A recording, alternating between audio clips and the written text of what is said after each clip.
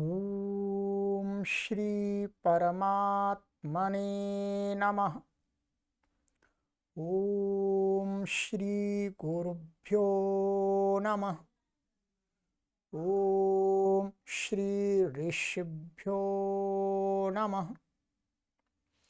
ओम सहना भवतु सहनौ भुनक्तु सह वीर्यं करवावहै तेजस्विनावधीतमस्तु मा विद्विषावहै। ओम शांति शांति शांति।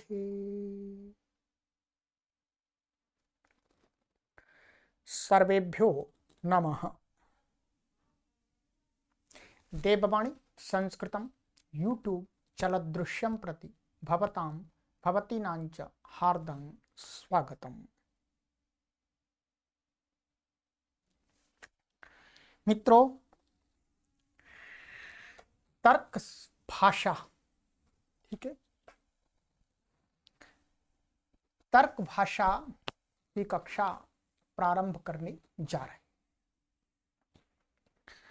ये बहुत ही महत्वपूर्ण कक्षा होगी हमारे सभी संस्कृत पढ़ने वाले पाठकों के लिए, ठीक है।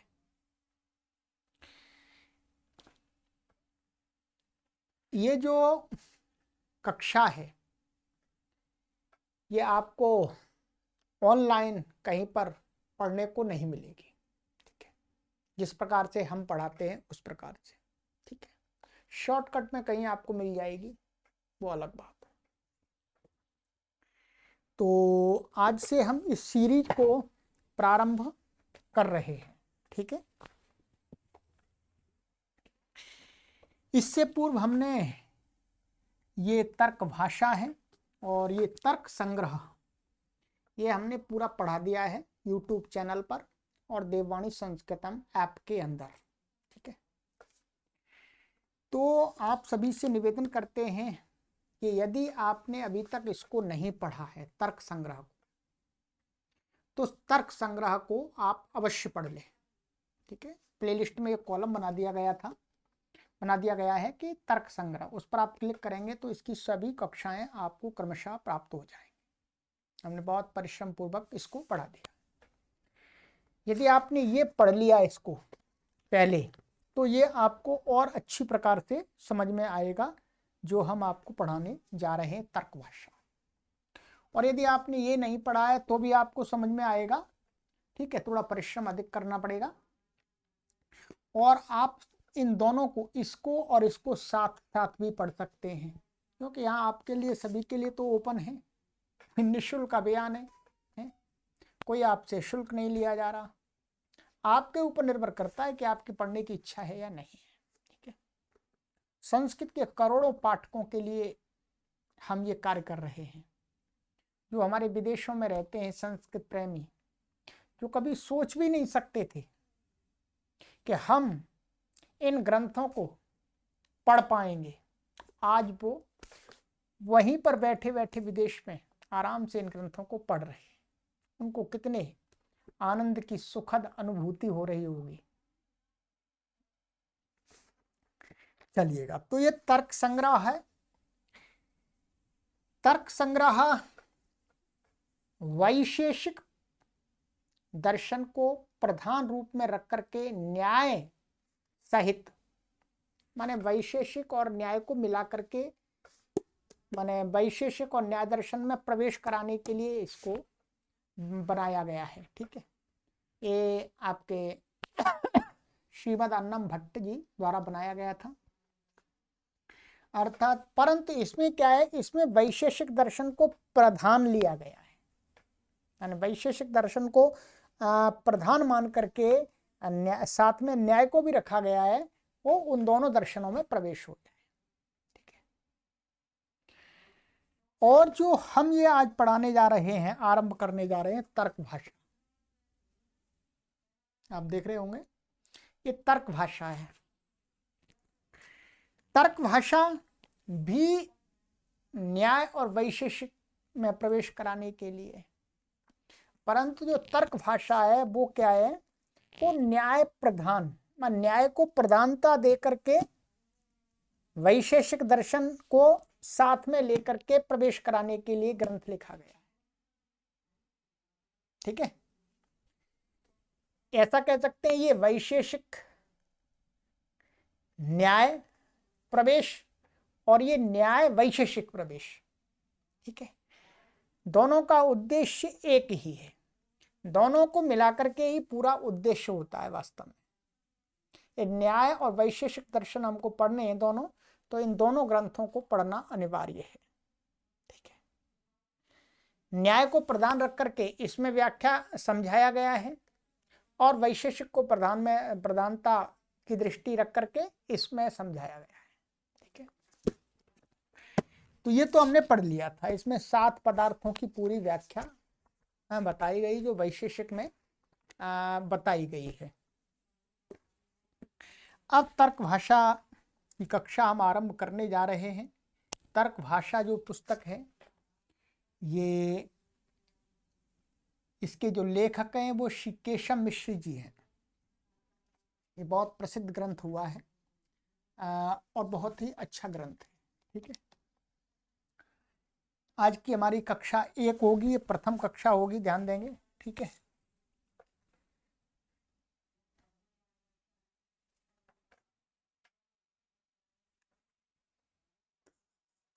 ठीक, कक्षा 1।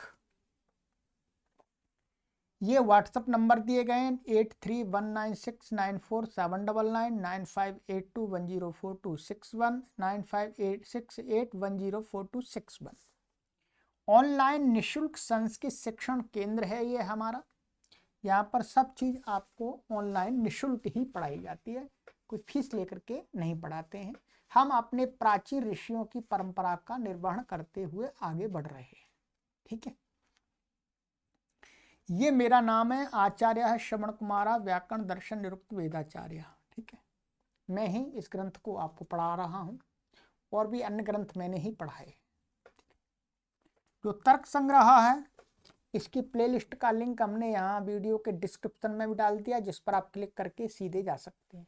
बाकी आप प्लेलिस्ट में भी सर्च करके पढ़िए।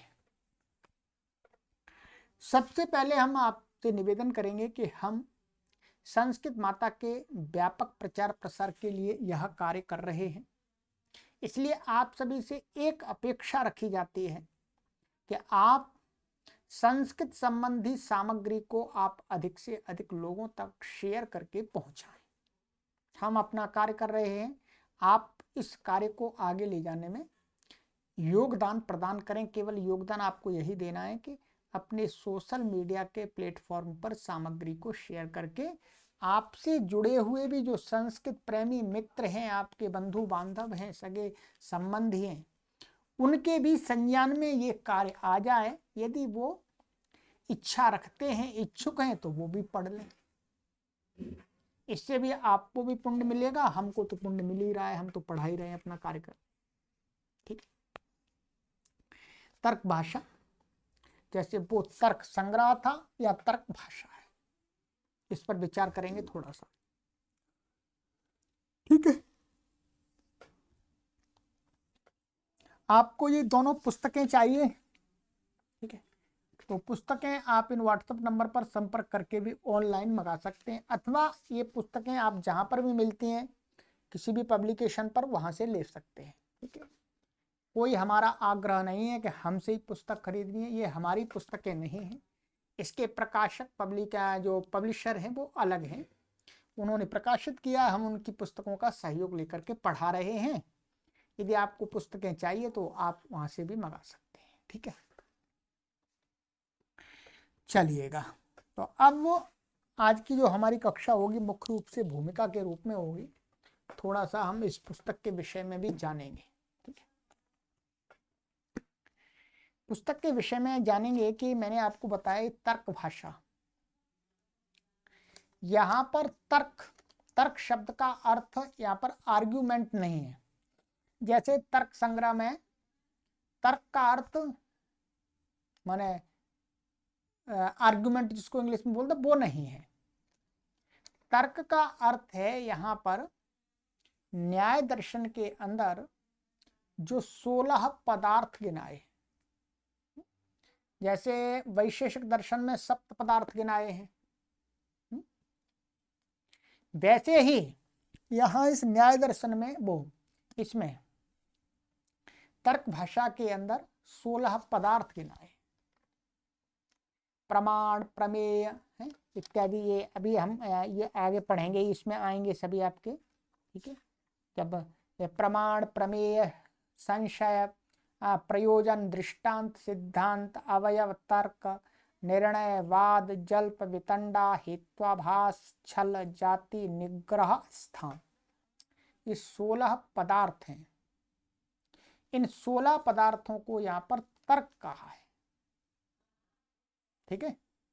मैं आपको व्युत्पत्ति बता दूंगा, इस पुस्तक में थोड़ा विस्तार से दिया गया है। ये पुस्तक तर्क भाषा है और इसकी जो हिंदी व्याख्या है, ठीक है, इसके मूल संस्कृत के लेखक तो श्री केशव मिश्र जी हैं, परंतु ये हिंदी की व्याख्या जो मेरे पास में है, इसके जो व्याख्याकार हैं वो हैं डॉक्टर गजानन शास्त्री मुसलगांवकर।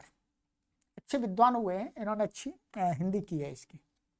तो आप इसको ही पुस्तक को लें तो आपको अधिक चीज़ें इसमें पढ़ने को, स्वाध्याय को मिलेंगी, ठीक है। और हम भी इसी के माध्यम से पढ़ा रहे हैं तो आपको भी सहायता मिलेगी। बाकी आपके पास में कोई दूसरा तर्क भाषा ग्रंथ है, माने मूल ये इनका जो गजानन शास्त्री जी का नहीं है हिंदी व्याख्या सहित, तो कोई बात नहीं, आप उसके सहयोग से भी पढ़ सकते हैं। कोई आवश्यक नहीं है कि यही पुस्तक खरीदनी है, ठीक है, ऐसा नहीं है, ठीक है, क्योंकि हम आपको मूल से ही पढ़ाएंगे। तो मूल यदि आपके पास में मूल का ग्रंथ है तो उससे भी आप आराम से पढ़ लेंगे, ठीक है। तो इस तर्क भाषा के शब्द की व्युत्पत्ति के बारे में हम थोड़ी सी बात कर लेते हैं, जो इसमें इसको क्या कहा गया है, तर्क भाषा इसको नाम क्यों दिया गया है, इसका उद्देश्य, इसका अर्थ कैसे घटित होता है। तो आइएगा, ठीक है, मैं आपको लिख के बता देता हूं, ठीक है। तर्क्यन्ते प्रतिपाद्यन्ते इति तर्काः प्रमाणादयः षोडश पदार्थाः। इसकी जब हम इसकी व्युत्पत्ति करेंगे तर्क शब्द की, क्या है यहाँ पर जो तर्क शब्द है उसकी बात कर रहे हैं। तर्क शब्द के और भी अर्थ हैं, ध्यान रखेंगे। यहाँ पर इसमें तर्कः, तो तर्क भाषा में तर्क शब्द है उसको क्या क्या है, तर्क्यन्ते,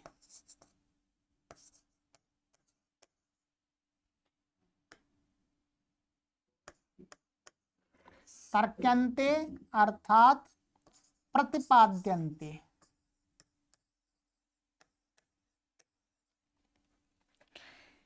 इति प्रमाण इति तर्काः,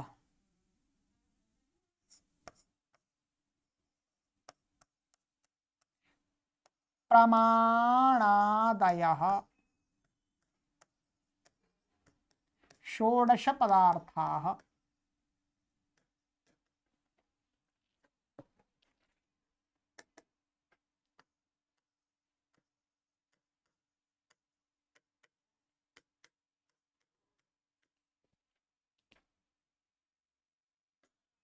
ठीक है, ये तर्क यहाँ एक वचन में लिया हमने, बहुवचन में है, वास्तव में बहुवचन में जो अनेक को कहा गया ना। तो तर्क्यन्ते प्रतिपाद्यन्ते इति तर्काः प्रमाणादयः षोडश पदार्थाः। तर्क्यन्ते का अर्थ है यहाँ पर प्रतिपाद्यन्ते, प्रतिपाद्यन्ते का अर्थ है प्रतिपादन किया है, बताया, मन बताया गया है। किन 16 पदार्थ हैं जो प्रमाण, प्रमेय, संशय, प्रयोजन, दृष्टांत, सिद्धांत इत्यादि जो 16 पदार्थ हैं, वो क्या है यहाँ पर उनका प्रतिपादन करना, माने उनको ही प्रतिपादन करना ही क्या कहा जाता है, तर्का, ठीक है। ये कर्मवाच्य में है, यदि आप थोड़ी संस्कृत व्याकरण जानते हैं तो तर्का का अर्थ है 16 प्रमाणादि पदार्थों को प्रतिपादित किया गया, करना, ठीक है। माने 16 पदार्थ जो प्रतिपादित किए गए हैं वो 16 पदार्थ प्रमाणादि क्या कहे गए यहाँ पर? तर्क। अब फिर आगे इस प्रकार से, ठीक है। फिर ते भाष्यन्ते अनया इति तर्क भाषा। ते अर्थात षोडश पदार्थाः ते भाष्यन्ते,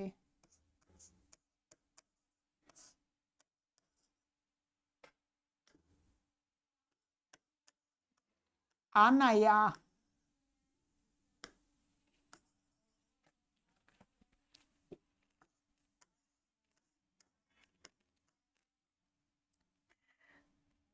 सा, अनया सा तर्क भाषा।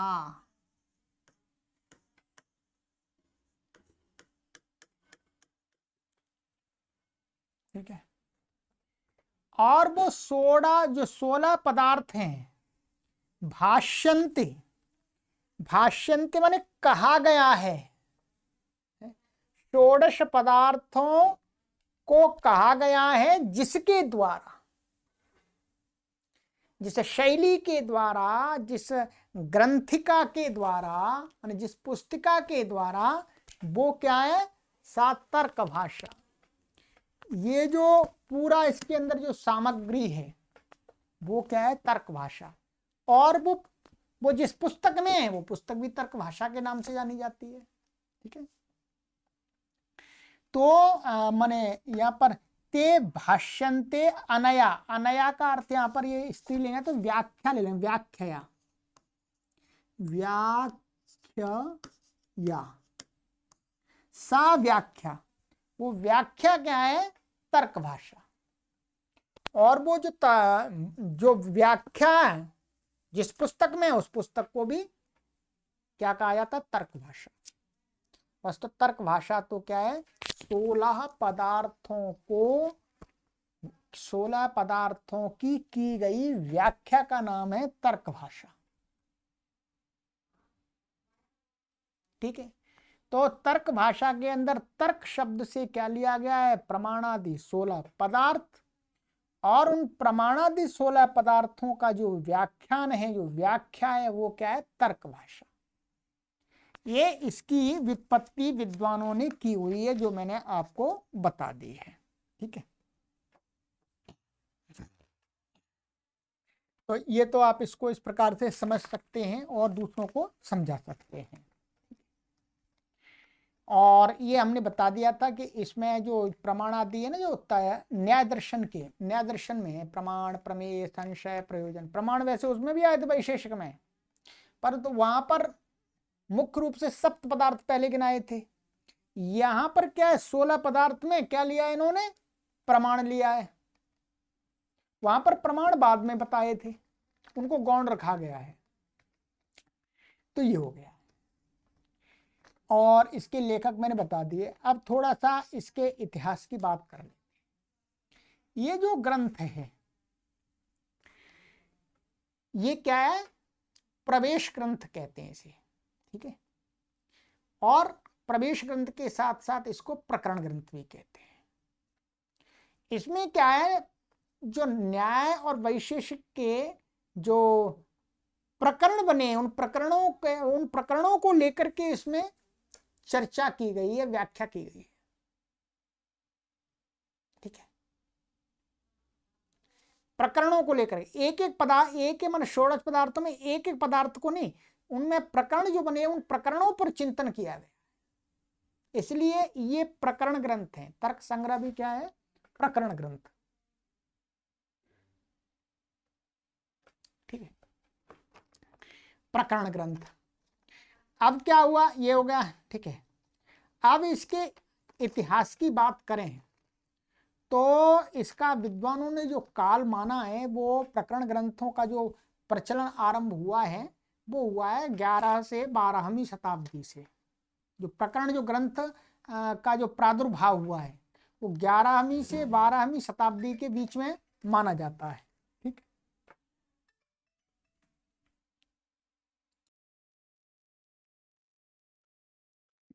तो ये हुआ।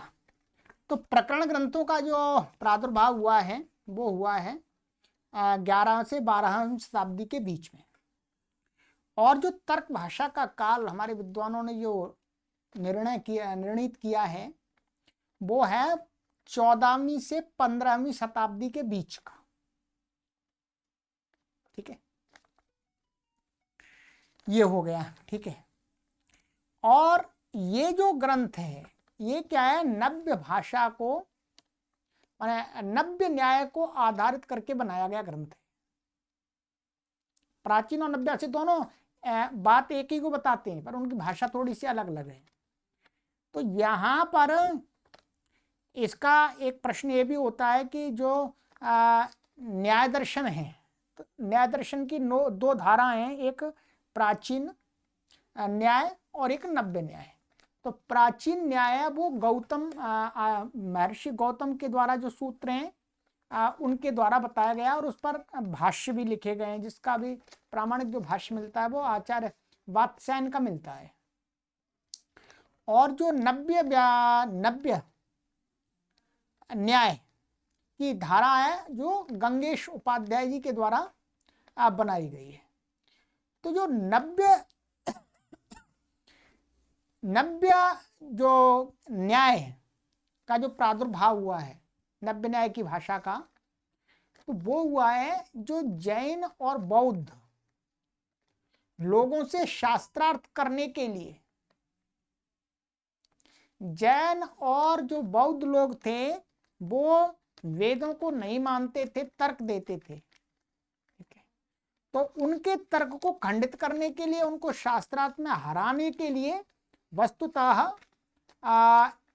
इन ग्रंथों का प्रादुर्भाव हुआ है।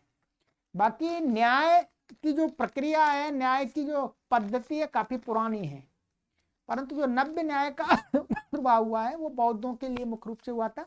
और जो प्राचीन न्याय है उसमें भी बौद्धों का काफी जगह खंडन दिखता है। ठीक है,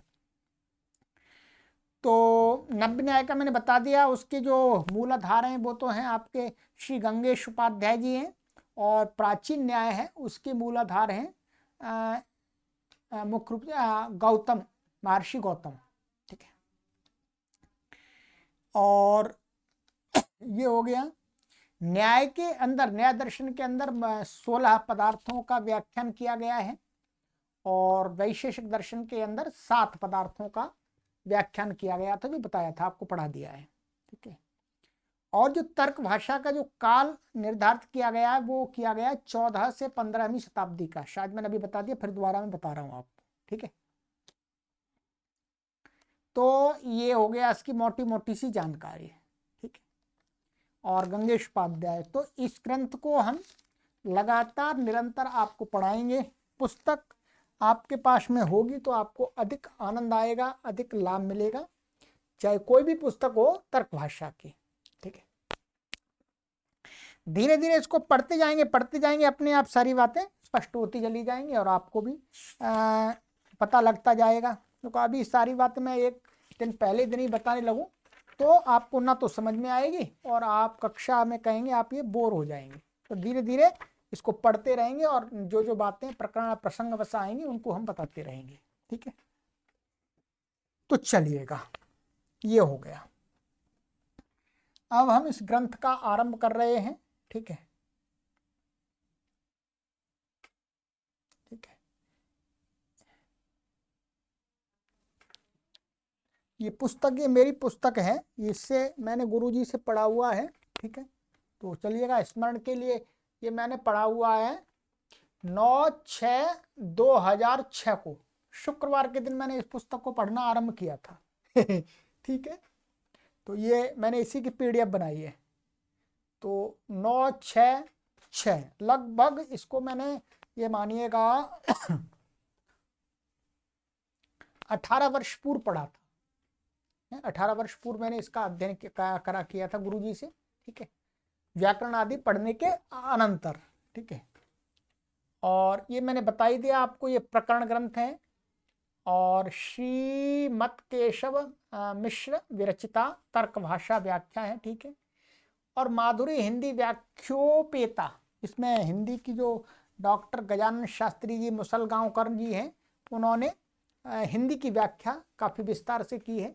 जितना होगा हम अपनी तरफ से आपको बताएंगे उस व्याख्या से। ठीक है, बाकी आप स्वयं भी स्वाध्याय कर सकते हैं। आ जाइएगा, उपोद्घात माने अब इसका आरंभ कर रहे हैं। उपोद्घात माने इसका भूमिका के रूप में आरंभ कर रहे हैं, इसका प्रयोजन बता रहे हैं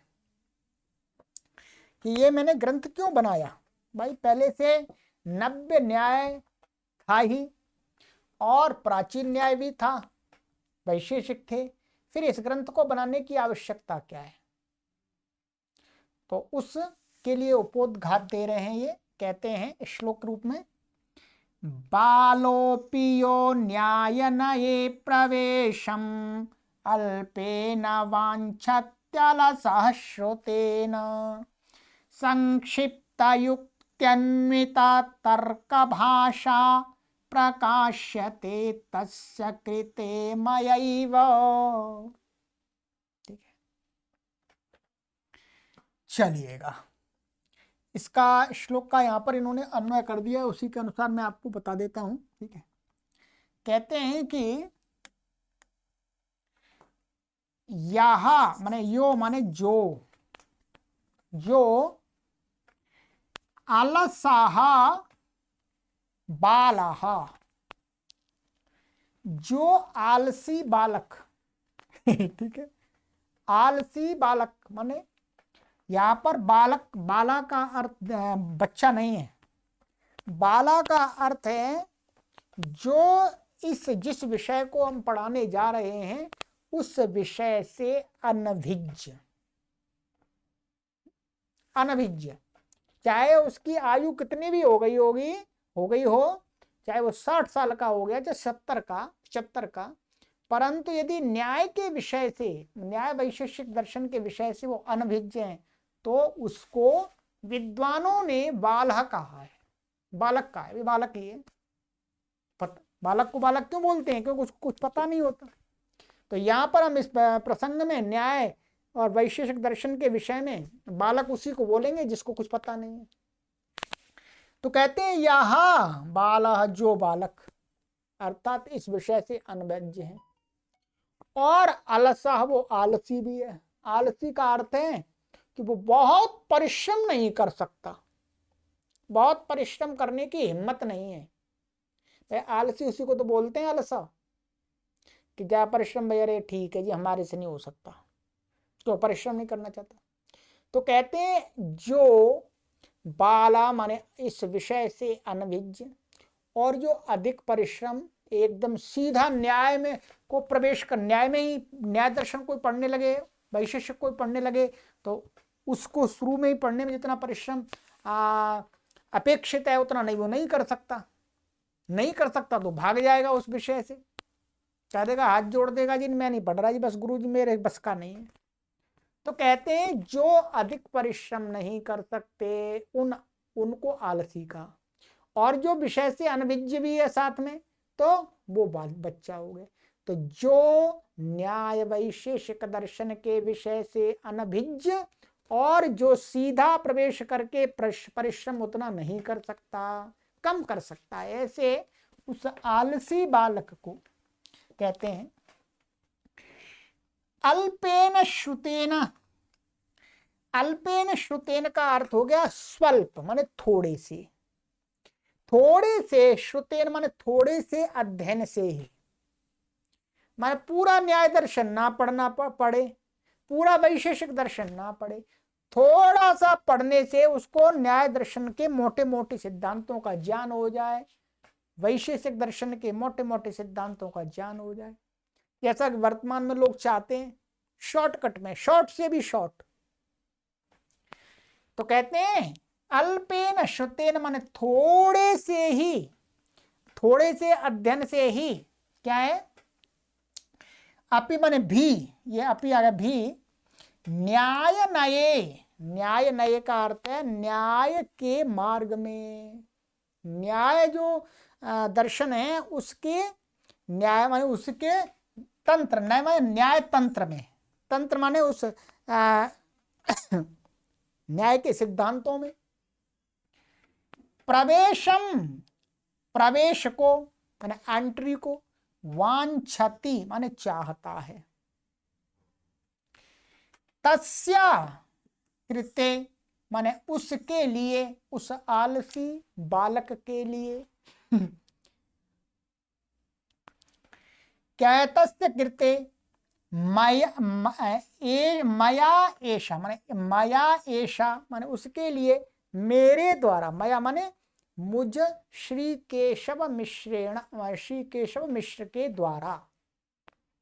ऐशा माने यह तर्क भाषा, ठीक है, ऐशा संक्षिप्त युक्ति अन्वित तर्क भाषा, ठीक है, माने संक्षिप्त माने शॉर्टकट की युक्तियों से युक्त तर्क भाषा नामक जो ग्रंथ है वह प्रकाश्यते माने बनाया जा रहा है। अब आप समझ गए होंगे ये किन के लिए बनाया जा रहा है। तो हम ये कह सकते हैं कि हम सभी के लिए बनाया जा रहा है। हम सभी, चलिए हमने तो पढ़ लिया है, जब नहीं पढ़ा था तो हम भी बालक थे, हम भी बालक थे। तो जिन्होंने न्याय दर्शन और वैशेषिक दर्शन के विषय से जो अनभिज्ञ लोग हैं वो बालक हैं, वो थोड़े से ही परिश्रम से ये समझ जाएं कि न्याय दर्शन ये बताना चाहता है, वैशेषिक दर्शन ये बताना चाहता है, ठीक है। तो यहाँ पर मैंने बताया न्याय को प्रधान लिया है, तो न्याय कहा है यहाँ पर, न्याय से यहाँ पर, क्योंकि न्याय और वैशेषिक का मूल उद्देश्य एक ही है, दोनों को पढ़ एक ही विषय का व्याख्यान करते हैं दोनों मिलकर के। तो कहते हैं कि वो, तो ऐसे हम सभी के लिए, आप सभी भी इसी कैटेगरी में आ रहे होंगे यदि आपने नहीं पढ़ा है तो पढ़ लिया, फिर क्यों पढ़ेंगे आप, तो पढ़ा ही नहीं है आपने, तो आप भी सीखे। तो आप सभी को आसानी से पूरा बिना न्याय दर्शन पढ़े और वैशेषिक दर्शन पढ़े उसमें मालूम पड़ जाए कि इसकी विषय, इसमें विषय ये है, ये सिद्धांत है। तो उनके लिए श्री केशव मिश्र जी ने ये ग्रंथ बनाया है। तो हम सभी उनको एक बार प्रणाम करते हैं। प्रणाम अर्थात उनके ज्ञान को प्रणाम करते हैं। उनके ज्ञान को प्रणाम करना ही उनको प्रणाम करना है, वो तो दुनिया में नहीं है अभी संसार में, ठीक है। तो इसका इन्होंने ये उद्देश्य बता दिया। जो उपोद्घाटन भाई हम किस लिए बना रहे हैं, बच्चों को पढ़ाने के लिए, ठीक है। आ जाइएगा, अब ये आरंभ करते हैं। कहते हैं कि प्रमाण प्रमेय संशय प्रयोजन दृष्टांत सिद्धांत अवयव तर्क निर्णय वाद जल्प वितंडा हेत्वाभास छल जाति निग्रह स्थानानां तत्वज्ञानान् निश्चेयसाधिगमः। कहते हैं प्रमाण प्रमेय संशय प्रयोजन दृष्टांत सिद्धांत अवयव तर्क निर्णय वाद जल्प वितंडा हेत्वाभास छल जाति निग्रह स्थान, ठीक है, निग्रह स्थान, इनके ये 16 हो गए। इन 16 के तत्व ज्ञानात, संधि से 9 है, तत्व ज्ञानात, इनके तत्व ज्ञान माने यथार्थ ज्ञान से। प्रमाण क्या होता है, प्रमेय क्या है, संशय क्या है, प्रयोजन क्या है, दृष्टांत क्या है, सिद्धांत क्या है, अवयव क्या है, तर्क क्या है, निर्णय क्या है, वाद क्या है, जल्प क्या है, वितंडा क्या है, हेत्वाभास क्या है। हेत्वाभास तो हमने आपको तर्क संग्रह में भी पढ़ाए हैं। छल क्या होता है, जाति क्या होती है, निग्रह स्थान क्या होता है, इनका यथार्थ ज्ञान से ही कहते हैं निश्चेयसाधिगमः। निश्चेयस माने मुक्ति, इस जन्म मरण के चक्र से छुटकारा पाना इनसे ही होता है। तो न्याय दर्शन का जो अंतिम जो उद्देश्य है वो क्या है, हम सभी मनुष्यों को निश्चेयस माने मुक्ति प्राप्त करा दे। न्याय दर्शन का मानना है कि मुक्ति आपको ऐसे प्राप्त नहीं होगी। ठीक है भाई, अपना अपना सबका मत है। मुक्ति प्राप्ति के लिए आपको इन 16 जो पदार्थ बताए हैं इनको समझना पड़ेगा कि ये हैं क्या, और ये बहुत महत्वपूर्ण है, ये समझिए। बिना जान के मुक्ति संभव नहीं है। ज्ञान पूर्वक भक्ति जो करता है उसको मुक्ति होती है। ठीक है, तो विद्वानों के मत में तो, विद्वानों का तो मानना यही है कि केवल राम राम रटने से या और भी कुछ रटने से मुक्ति नहीं होगी भाई, पढ़ना पड़ेगा, ज्ञान अर्जित करना पड़ेगा, शास्त्रों का ज्ञान अर्जित करना पड़ेगा।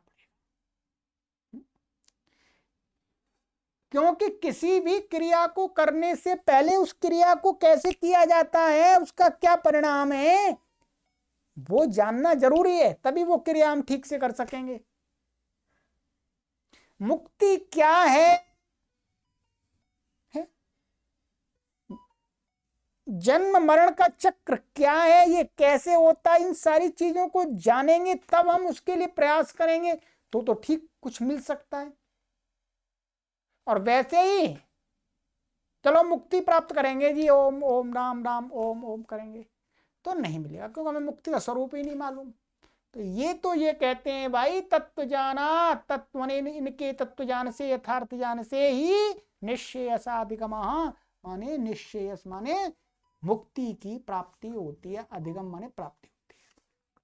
चलिएगा, हम सभी तो उतना प्रयास कर ही सकते हैं, तो आप बता सकते हैं भाई दूसरे लोगों को भी।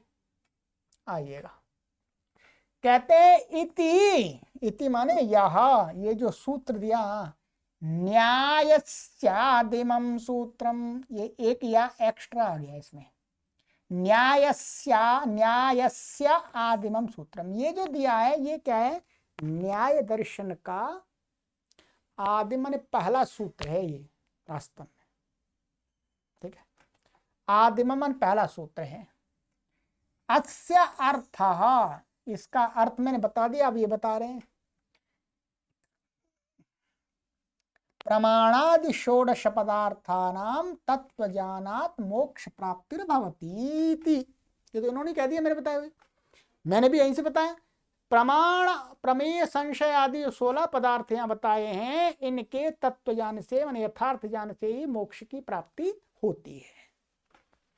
ना च प्रमाणादीनां तत्वज्ञानं सम्यक् ज्ञानं तावत् भवति यावत् येषाम् उद्देश्य लक्षण परीक्षा न क्रियन्ते। कहते हैं कि और न प्रमाणादीनां तत्वज्ञानं सम्यक् ज्ञानं तावत् भवति, जो प्रमाणादि जो हैं, ये जो 16 पदार्थ, इनका सम्यक माने यथार्थ ज्ञान तब तक नहीं होता, यावत जब तक इनकी उद्देश्य लक्षण परीक्षा न क्रियन्ते, माने ये जो 16 है इनका उद्देश्य लक्षण और परीक्षा ना की जाए। इनकी उद्देश्य लक्षण परीक्षा करेंगे तभी इन पदार्थों का, 16 पदार्थों का यथार्थ ज्ञान होगा, तत्व ज्ञान होगा, सम्यक ज्ञान होगा। सरल भाषा बिल्कुल, ठीक है। न च प्रमाणादीनाम तत्व ज्ञानम सम्यक ज्ञानम, तत्व ज्ञानम का ही पर्यायवाची बता रहे हैं, तत्व ज्ञान माने सम्यक ज्ञानम, तावत भवति, तब तक नहीं होता है, यावत माने जब तक, ऐसा माने इनका 16 पदार्थों का उद्देश्य लक्षण परीक्षा न क्रियन्ते नहीं की जाए। यदाह भाष्यकारः, यद जो आह माने काव्य, किसने, भाष्यकार ने। ये जो भाष्यकार हैं, ये भाष्यकार हैं हमारे वात्स्यायन, आचार्य गौतम के जो सूत्र हैं न्याय दर्शन के, उनका भाष्य किया है वात्स्यायन आचार्य ने। तो वात्स्यायन भाष्यकार की बात कर रहे हैं, वात्स्यायन ने कहा भी है अपने उस भाष्य में, न्याय दर्शन के भाष्य में क्या कहा है, त्रिविधाच्चास्य शास्त्रस्य प्रवृत्तिरुद्देशो लक्षणं परीक्षा चेति। कहते हैं त्रिविधा, 3 प्रकार से, और 3 प्रकार से, अस्य माने शास्त्र से, इस शास्त्र की माने न्याय शास्त्र की, प्रवृत्ति होती है क्या, उद्देश्य लक्षण परीक्षा चेति, माने ये इनकी जो शास्त्र की प्रवृत्ति अर्थात शास्त्र को समझना, ये 3 प्रकार से होता है। न्याय शास्त्र को समझना, पहले इसका उद्देश्य करना पड़ता है, लक्षण करना पड़ता है, परीक्षा करनी पड़ती है। उद्देश्य क्या होता, लक्षण क्या होता, परीक्षा क्या होती है, तर्क संग्रह में आपको खूब समझाया था हमने। ठीक है, अब ये भी बताएंगे उसी भाषा में। ठीक है, तो ये 3 करने पड़ते हैं। कहते हैं उद्देश्यस्तु नाम मात्रेण वस्तु संकीर्तनम। कहते हैं उद्देश्य क्या होता है, उद्देश्य होता है कि नाम मात्र से किसी वस्तु का संकीर्तन माने बताना। जैसे किसी ने बताया ये श्रवण कुमार हैं, ये श्रवण कुमार हैं, ये क्या है, मेरा उद्देश्य करा है, उद्देश्य किया है, मेरे नाम मात्र को बता दिया। अब ये श्रवण कुमार क्यों है, ये कुछ नहीं है, बस एषः श्रवण कुमार, ये श्रवण कुमार है, माने बस ये मेरा क्या कर दिया, उद्देश्य कर दिया।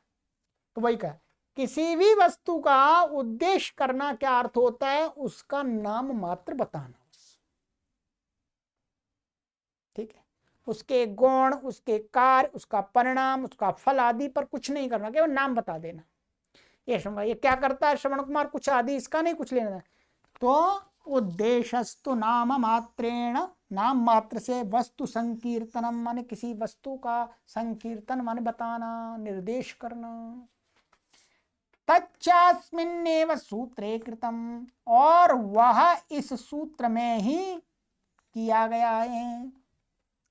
न्याय दर्शन के माने क्या है, 16 पदार्थ।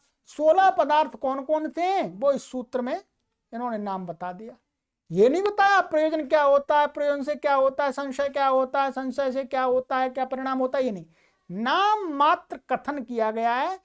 तो ये क्या है, 16 पदार्थों का उद्देश्य है। न्याय दर्शन के जो 16 पदार्थ हैं उनको नाम बता दिया बस। तो वही कह रहे हैं तच्चास्मिन्नेव सूत्रे कृतम, ये सूत्र में ही बता दिया। लक्षणं, अच्छा, लक्षणं त्वसाधारण धर्म वचनम, इसको अलग कर संधि कर दिया, लक्षणम तो असाधारण धर्म वचनम। सब तर्क संग्रह आपने पढ़ लिया तो ये सारी चीज आपको आराम से समझ में आ जाएंगी।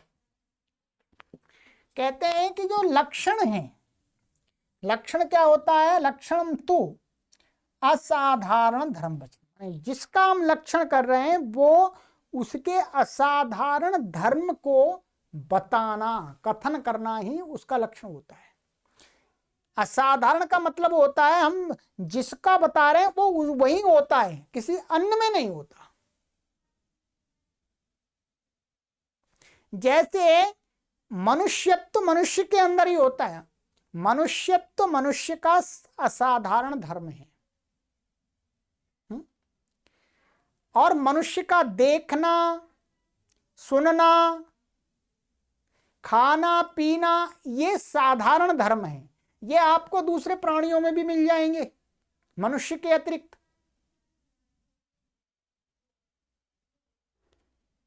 ठीक है, तो कह रहे हैं कि जो लक्षण किया जाता है वो लक्षण जिसका किया जाता है वो उसके असाधारण धर्म को बता करके किया जाता है।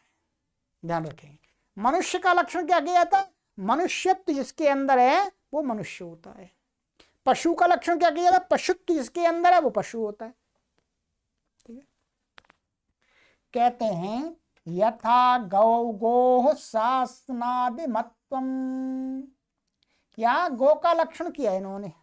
ठीक है, क्या गो हो, गो का माने गौ किसको बोलते हैं, तो ये कहते हैं यथा गो हो, गो मन गौ का लक्षण क्या है, शासनादि मत्वम, शासना होती है उसका गल कंबल।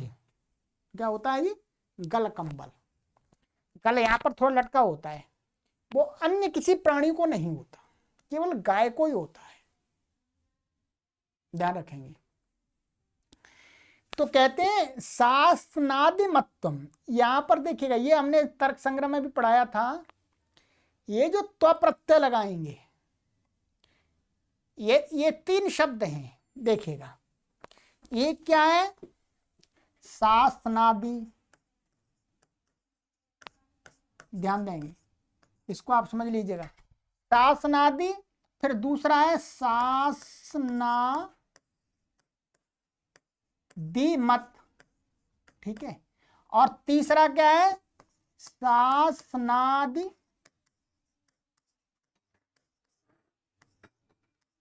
मतत्वम, ठीक है जी।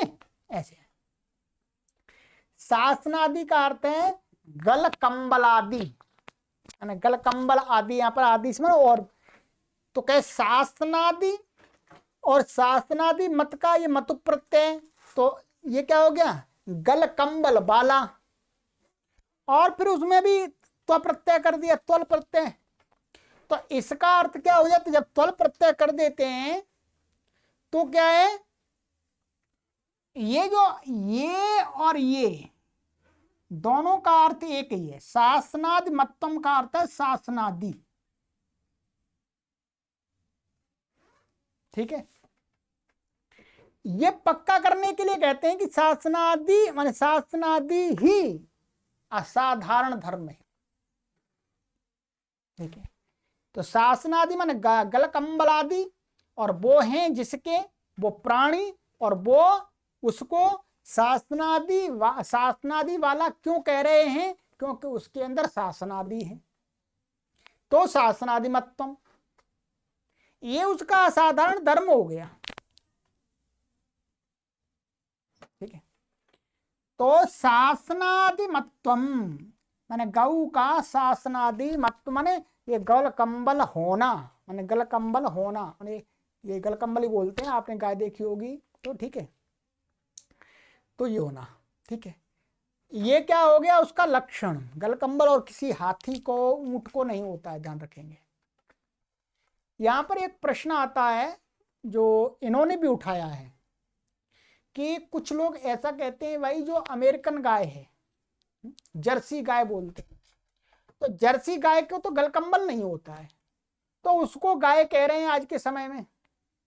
तो पहली बात तो ये है कि जब संस्कृत भाषा का जो गौ शब्द है, वो गौ शब्द गलकंबल वाला जो प्राणी है उसी के लिए प्रयोग हुआ है।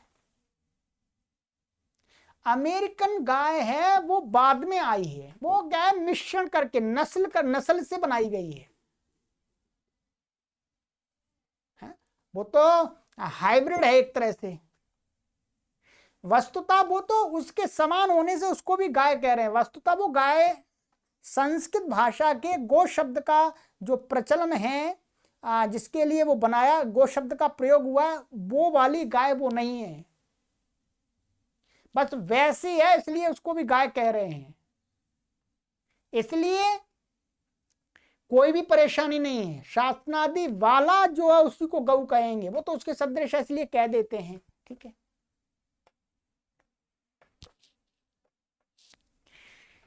तो ये हो गया यथा गोह शासनादिमत्तम, ये लक्षण बना दिया कि जहां जहां हमें शासनादि दिखेगा उसको मानना पड़ेगा वो गाय है, जहां जहां नहीं दिखेगा वो गाय नहीं है, अपने आप जान हो जाएगा। भाई भैंस के नहीं होता है गलकंबल, कुत्ते के नहीं होता है, तो वो गाय नहीं है, अपने आप जान हो जाएगा। तो ये लक्षण बना दिया।